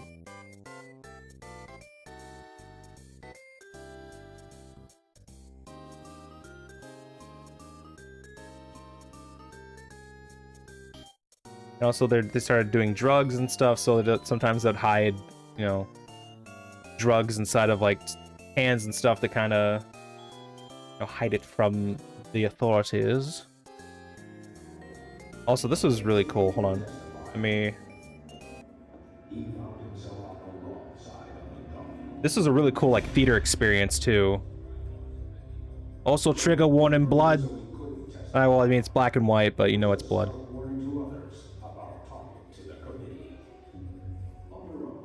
Many witnesses had sudden bouts of forgetfulness. I don't recall. I wouldn't remember. I can't recall. I have no recollection. Others pledged to tell the truth, but hid behind the Fifth Amendment. I refuse to answer on the grounds of the name. Detective might have declined to answer. On the grounds of minor criminal. One man who did hide behind the Fifth was Mo Dalens.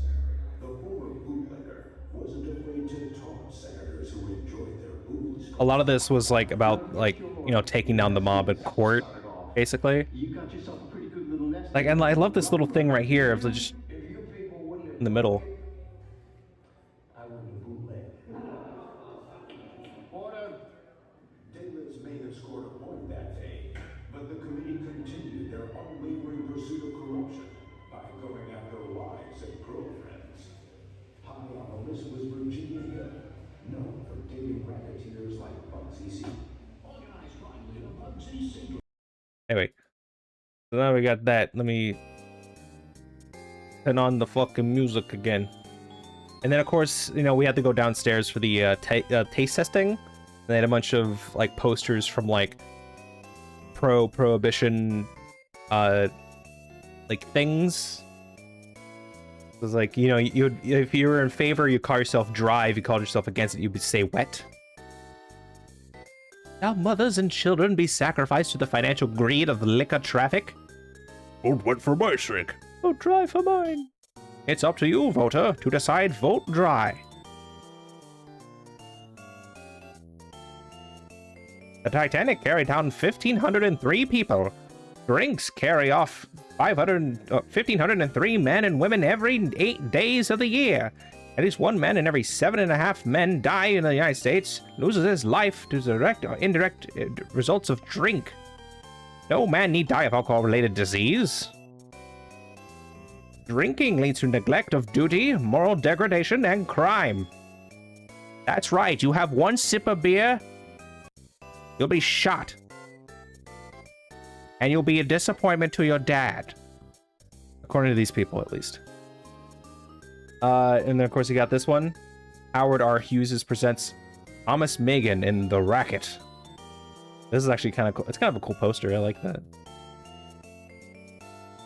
Also, they had some other stuff about, you know, cigarettes and stuff, how the mob would get involved with, like, cigarette distribution. I believe this was actually Budweiser's way of surviving,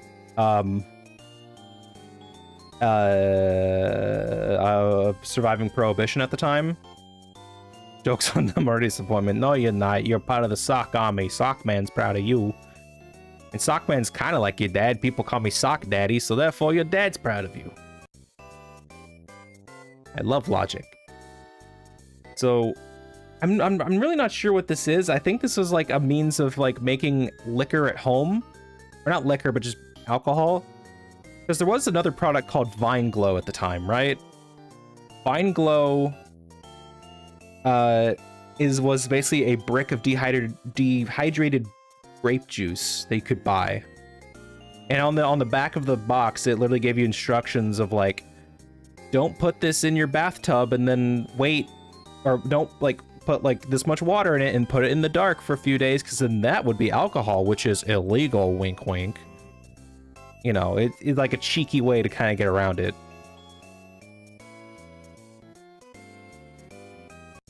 So I guess this was kind of like their way of it. There's probably an instruction on the back that says like, don't put this in a cask for 28 days or else it'll turn into alcohol, which is bad. You should just drink the barley malt syrup directly. Also, they were talking about how like a supposed rum runner ship like went off course and like sank, and this was some of the stuff that they brought back from it. Very interesting. Also, check DMs. You can use your phone to check. Oh, that's a great idea. What's that? A call on my sock telephone device? Oh, that's perfect, actually.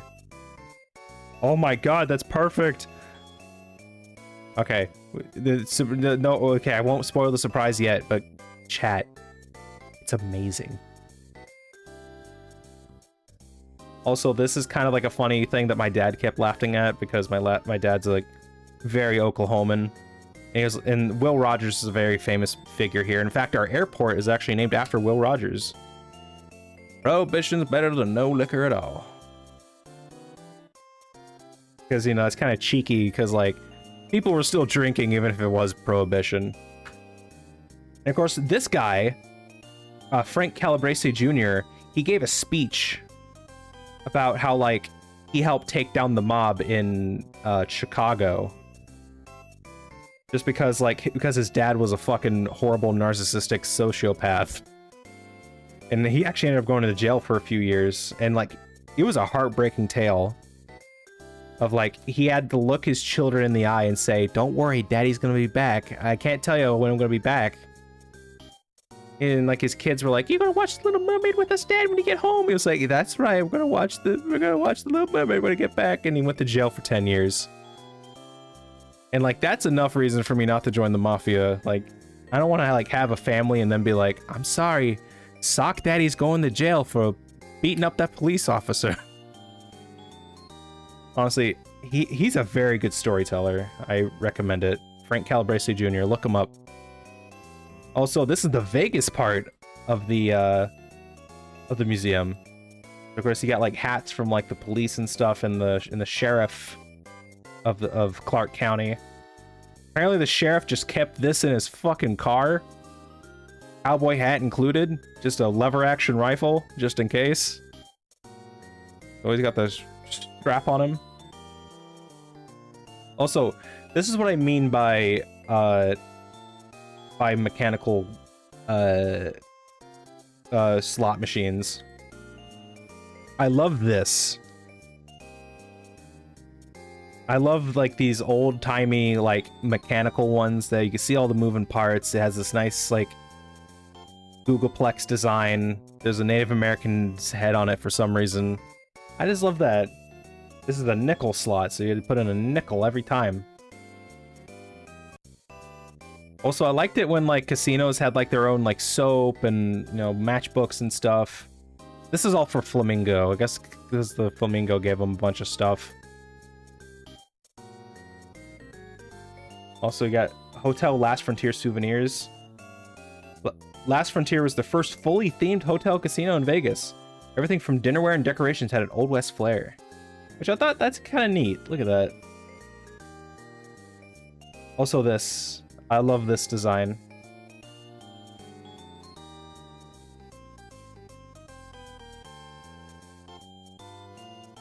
It's beautiful. Beautiful stuff. I love this kind of look. Also, this is what this is what some of the cheaters used to do in Vegas.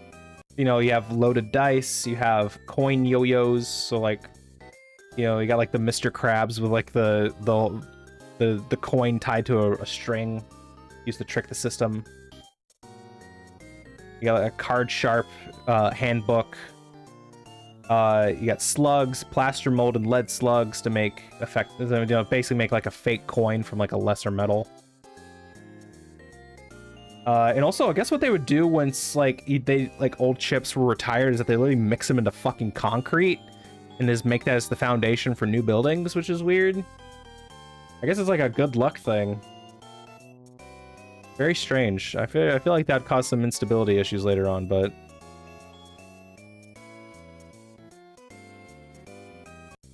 Also, the kickstand seems to be like the most like insidious of all these because it's so small, but can like actually lead to like the payout of some like slot machines to not register correctly.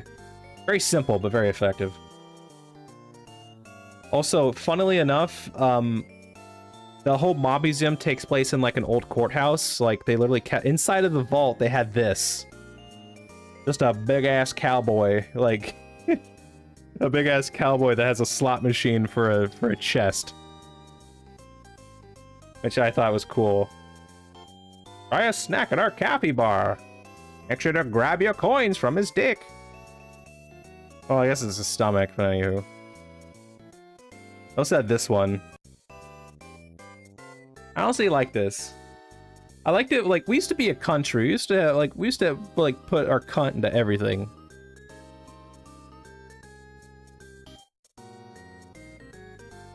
I love that stuff.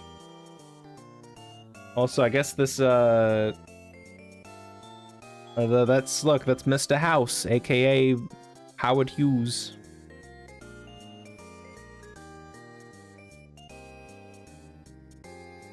Also, the mob's greatest hits.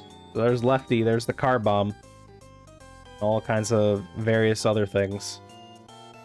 And then also, various other things, like they're showing off like how people cheat the system today. These are some of like the more like newer stuff. So of course you have like a virus inside of a floppy disk. Well, this is like a very harmless virus. Car hacking, laptop, and radio to help law enforcement find flaws in internet-assisted vehicles. Reformed hackers like Alyssa Knight use these tools to remotely access a car's Bluetooth and unlock the doors to shut off the engine, which that's pretty nefarious. Technicians use these line band handsets, also called butt sets, to test phone lines. Freakers, which were kind of like hackers, but for like phone stuff, acquired them when they fell off utility trucks, and freakers clamped on these phone lines to make free calls or eavesdrop, which is very nefarious. Why put me in jail? I'm not telling you how to do it. I'm just saying this is how people used to do it back in the day. I'm pretty sure you couldn't like freak a phone line today because nobody uses payphones anymore. Also, this is actually the most interesting one. So, from a whistle found in a Captain Crunch, like a prize from a Captain Crunch box, as soon as you pick up a telephone or a payphone, you can blow this into the receiver, and then you can make free long distance calls. Which is weird. I have no idea, because I guess I can't even like tell you the technology behind it. So interesting. Also, I guess this is like one of the suits used at Breaking Bad. That's right, Bryan Cranston, was in this hot-ass suit and sweated. They had a Pulp Fiction pinball machine. It's $3 a play, though. Goddamn. Kind of bullshit, in my opinion. They got Tony Soprano's stupid shirt. James Gandolfini, who played New Jersey mob boss Tony Soprano.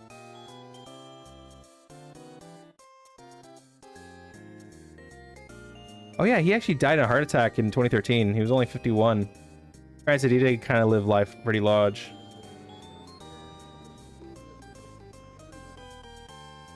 Also, I guess Joe Gallo did some prison art. Play board games. Bye. Hope you have a good time. Thank you for the alert.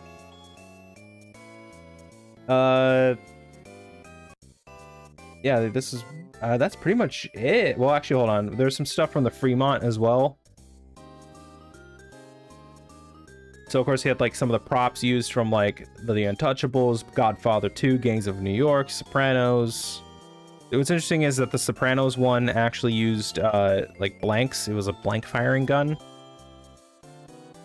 Yeah, this was the model of when El Chapo escaped prison. So like, you know, it actually shows like that, and how like he got out of prison. Kind of crazy. And of course Fremont.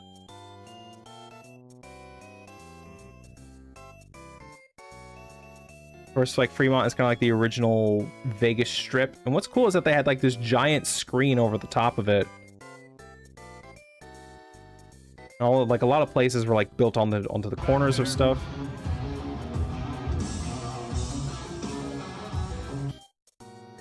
Honestly, pretty interesting.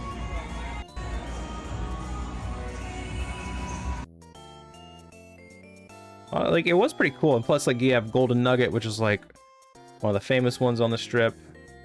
Also, this blue color is very pleasing. Also, there's this Trump thing right next to the Zoltar.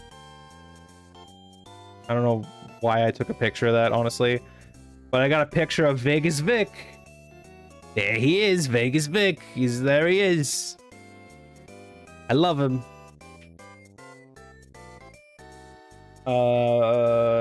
And then of course, I went back into Paris. Or no, this is the Venetian actually, because that's where we had dinner our last night there. Very pretty. And also that this is the gondola thing I was talking about. You can actually like take a gondola. And then of course, this is the last picture I got of Vegas. You see the mountains there, you see the Strat. See some of the other stuff there. Very pretty. Alright, now for the pièce de résistance. The food of Vegas, baby. So I went to one of the cafes I saw earlier, right?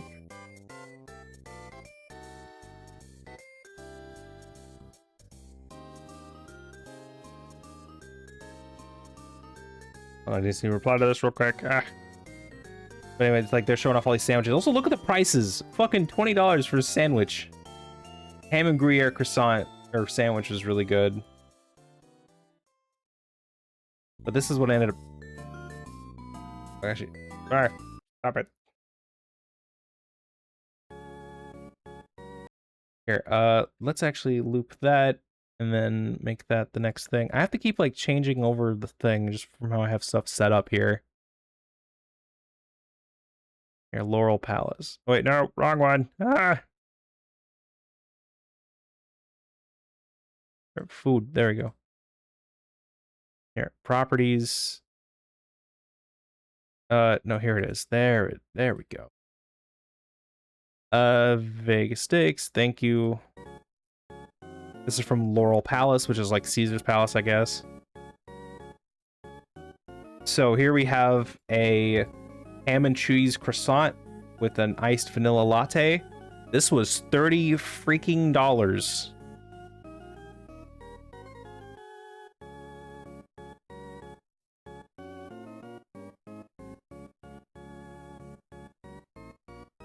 Like I'm just thinking like this was such a good croissant, but like was it worth 30 like fucking dollars? No. Should have had my family pay for it. Should have gone out on my own. This was a drink that was called a limonata. It was quite good. It was kind of like a minty lemonade mixed with rum, like Bacardi rum and some other stuff, I think. And this was really good. This was fantastic. So we went to a place called Amalfi at Caesar's Palace for my sister's birthday, and we had octopus, And that's Bufala burrata. It was very excellent. I loved it with like hazelnuts, like pesto and stuff. And this had like a burnt orange sauce. It was like, oh my god, it was just melts in your mouth, perfect. And it also had some focaccia bread to go with the bufala burrata. Fucking changes your fucking life. And this is what I had. Look, this was very pricey, even though it was just a chicken parm. But that's more burrata on top with some arugula. And then something called arugula oil around the sides. Like, it was, chat, it was divine. I don't think you guys realize.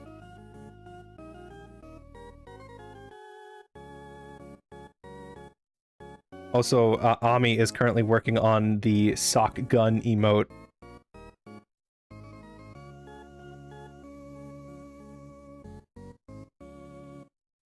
But this was like amazing. Like it felt like half a fucking chicken, pounded flat, breaded and fried, and then baked with some stuff on top of a bed of tomato sauce. Mwah. I would literally kill somebody to have this again if I didn't have to pay fucking $100 for this. It was so good. And also there was a upside down lemon cake, which was quite nice. It wasn't really a lemon cake or a lemon pie. It was like custard and some crunchy bits, and there's like this wafer that was so good. I just feel the IRL gun versus cartoon you makes it so funny. It's just like actual like photoshopped gun on the emote, which would be perfect. Anyway, this was divine. That's what I had my first day, right? Very delicious. Okay, that's that. So the next day, more coffee, had myself a bacon, egg, and cheese croissant. This fucking slapped super hard. My dad had that pure green stuff. I need my coffee in the morning, because I'm a big coffee person. Chad, let me tell you, this thing fresh out of the oven fucking changes your life. All you really need in life is like a good breakfast sandwich and like a good iced coffee, I feel. All you really need in life. Also, this was the shots of moonshine that we had at the Mob Museum. So what's interesting about the Mob Museum is that they make their own moonshine. And fun fact about moonshine, here's a free another free sock wisdom for you. The reason why I call it moonshine is because people would often make it under the cover of night, because it was illegal during during a time of the colonial American day. Oops, sorry. I accidentally hit my microphone arm there. It was illegal for a time during the colonial American times, shortly after, I think that was right before the 7 Years' War. So basically, like, the only time of night that you could do it is reasonably during a full moon, you know, when it's like still light out, you can still see. Because, you know, if you used a lamp, or like a little oil lamp, there's a chance that like the very explosive gases and flammable liquid that is like corn whiskey can explode and set you on fire. So of course, that's where moonshine came from, because, you know, you could only see it under the cover of moonshine. So this is called Huckleberry Hideout, and it tasted, okay, this may sound weird, but you know what it tasted like? It tasted like PB Goober, but only the jelly part. You know, PB Goober, where it's like they combine the peanut butter and the jelly into one jar. It tastes like the jelly part, but like a little different. Like, it's not grape, it's huckleberry. Granted, the huckleberry's from concentrate, which is like, I get it. The huckleberries aren't in season for very long, but it is very delicious. I believe this was the Ginger Jake. So of course, if you remember from earlier, Ginger Jake is a medicinal tonic created from Jamaican stuff. So it's like ginger, lime zest. Well, I think this one had like peppercorns in it as well. It was very sharp. It was, or not sharp. It was like, it tasted like medicine. But it was actually pretty good. I liked it. I think it would do well around Christmas. And then this one was lime margarita, where it's literally just moonshine and lime juice. It was very sharp and poignant, but overall, delicious. Oh yeah, and another one that wasn't shown is one called fuck, well, it's made with Madagascan's vanilla. It was like that's something that they intended for Christmas time. It actually had a lower alcohol content. The other ones were like 70%. This one was like 42. They literally handed it to us as we were like going out the door. It was very excellent. I loved it. It was very smooth. I could drink a lot more of that. I wanted to grab some, and I should have, but they wouldn't let me fly with it, so. Also, afterward, I went to Ben & Jerry's, and I got some ultraviolet ice cream. I got ice cream! I never tried ultraviolet before, but like I saw it was purple, and I was like, ooh, purple. Kind of like Rocky Road, where it has like bits of marshmallow and like brownie bits in it. Very good. I don't have a Ben & Jerry's around me, so I can't go out and like do this stuff most of the time. Honestly, very good. And also, I went to a place. We went to another place. My sister had, I forget what her cocktail was, but mine was called Beer Zombie Blood Orange Boomstick, which is what I had on the right here. It doesn't even taste like beer. It tastes like a blood orange sparkling water. And I loved it. It was so refreshing, especially after walking around for 40 minutes in the heat. Mwah, delicious. I wish I could find it around here. But also, unfortunately, I found out that I think they may use AI in their advertising for beer zombies, so keep that in mind. It shouldn't be it's a good beer, but god damn it, I can't support them if they're using AI. Yeah, no, it's Beer Zombie Blood Orange Boomstick. Very good. And then, of course, espresso martini that my sister had. She wanted me to take a picture of it, and I was like, you got it. We had, this is goat cheese, onion and fennel jam, and cheese with some grilled sourdough as like a starter. AI 100% named it. I really hope not. That's really disappointing because I really enjoyed that beer, and I wanted to start looking for it around here, see if I can like either get it shipped or just like find it like at a local like place, but nope. I'll do another look and see, but I don't know. Also, butterball potatoes with pickled onion and dill and some kind of, I don't know, what is that, nuclear radiation juice? Also check DMs. I think what you're doing is amazing. Wait. Oh, you actually got the thing down. You got like the motion blur on it. That's amazing. That is beautiful. How did you do that, you fucking legend? That's amazing. Anyway, so this is what I had. This is a half-roasted chicken on a bed of leafy greens with a harissa pepper sauce. So what harissa is actually like a African pepper, I believe. And it's not very spicy at all. This was like the most, it's almost like tomato sauce. It's very good. It was a very moist chicken. Very excellent crust on it. Delicious overall. I loved it. Just loved it. And then my sister wanted to show this. This is a lamb T-bone with curry risotto. The curry risotto was actually, like, she let me taste some of it. It was actually pretty good. Look at that. Also, welcome back from ad break, everybody. And then, of course, for our day out, I actually got Wagyu Eggs Benedict. Which was, you know, fucking delicious. It was very good. The steak just kind of melts in your mouth. Is that a snail? What do you mean a snail? On the 8 design?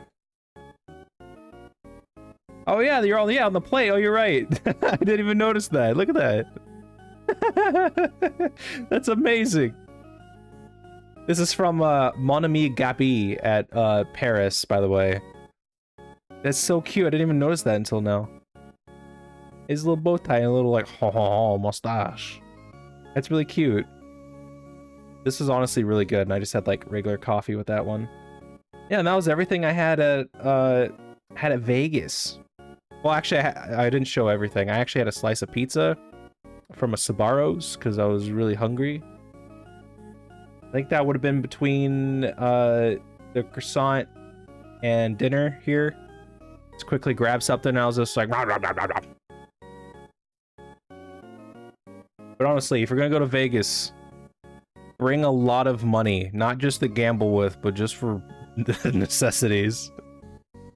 If you're gonna go to Vegas, do that. But yeah, that's pretty much everything I did at Vegas.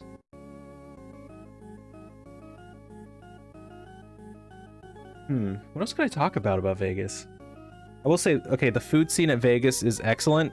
I very much recommend you go there even just for the food. If you're never gonna gamble, at least just like go around and eat stuff. They have some amazing chefs and like amazing stuff there. It is absolutely worth it.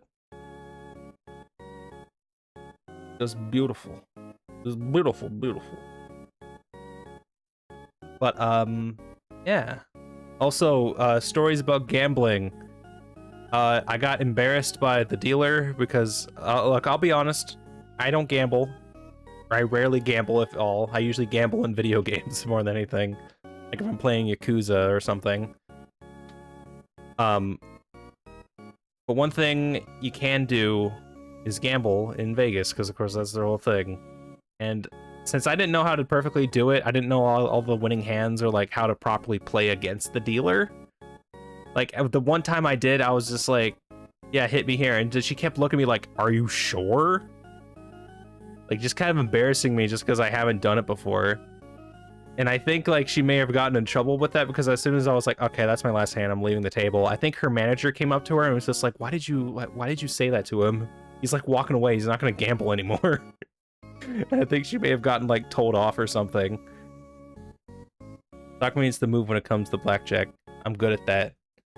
I would let you play. I'll give you a 50 and be like, all right, turn this into 250. Then we can go to dinner.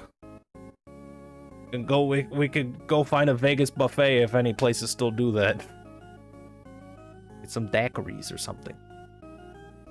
But yeah, I tried playing the slots and I actually won a little bit at the slots. Not a lot. But like, I think slots are bullshit, honestly. But honestly, just go to Vegas for the food. They have all kinds of good food.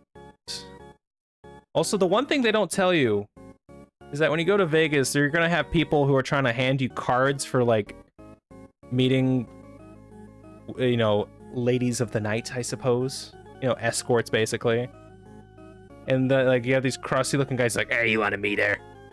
And you'll find cards for all these things all over the place. And like, I wanted to pick one up, but at the same time I was like, I don't want to be hassled by these fucking people. No. But they're like they're just all over the place. You know? Honestly, I would love to go back to Vegas, even if I wanted to do I at least want to do my New Vegas road trip one of these days.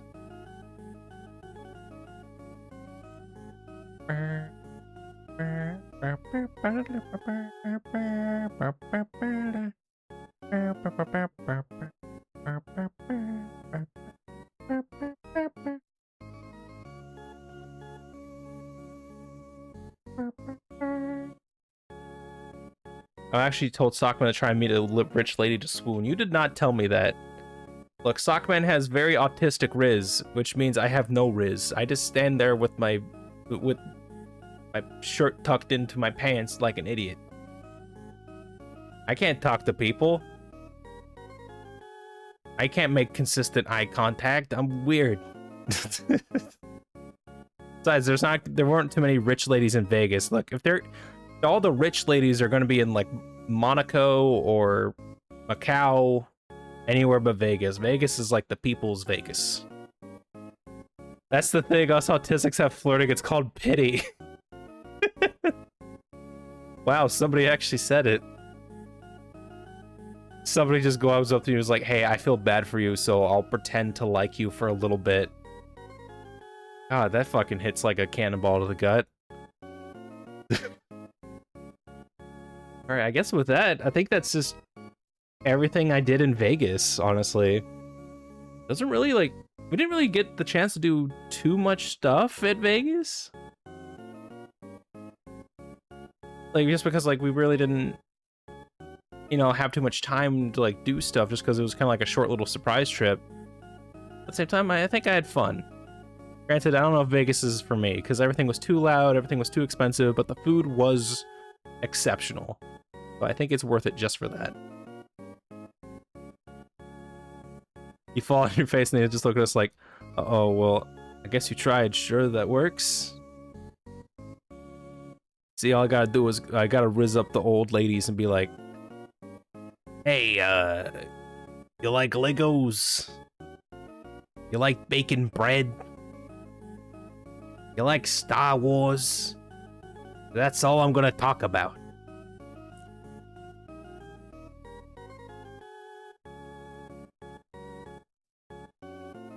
But anywho, you know what? I think with that, that will be our stream for tonight. I know this is honestly kind of a shorter stream, but you know, I don't know if I'll really have enough time to like properly, you know, start playing another game because like I don't want to like stream for too long because that makes things a little more complicated on my end, like possibly editing stuff. But of course, I want to thank you all for watching. Let's actually raid out to someone for someone. Let us raid out to someone. Why don't we? How about